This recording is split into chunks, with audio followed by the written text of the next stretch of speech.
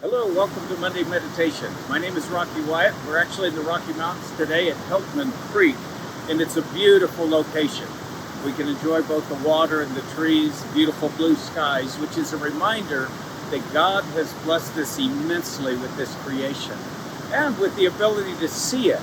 Our sight is such a great gift. But the psalmist today warns us that our eyesight can be both a blessing and it can be a curse. And so in verse 37, he says, "Turn away my eyes from looking at vanity and revive me in your ways." Of course, the reason he says that is because our eyes can be a delight to our souls, but it can also lead us into sinful patterns. Think of Achan in the book of Joshua, when they weren't supposed to take the spoil of the land, and yet he looked and he saw things that he wanted. And so he took them and he hid them.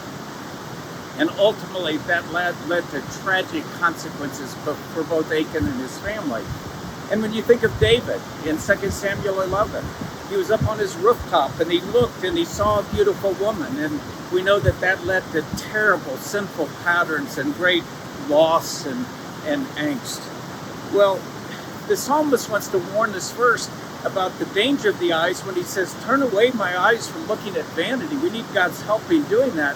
But he doesn't stop there. He continues by saying, "And revive me in your ways." I think far too many professing Christians work hard at turning away from sin, but they don't work equally hard or harder at pursuing righteousness.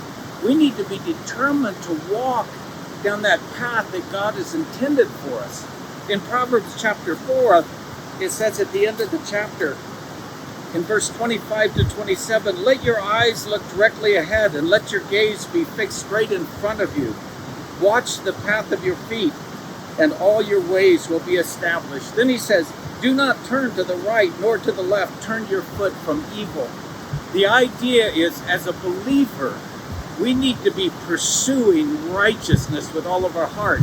When our eyes are tempted to look to the right or to the left, we turn back and we focus on God's plan and God's purposes, and then we pursue those with everything in us. That is the way of the believer. And I would just encourage you, be careful this week. Guard your eyes, guard your heart. At the same time, pursue the Lord with everything you have. Have a great week. Thank you.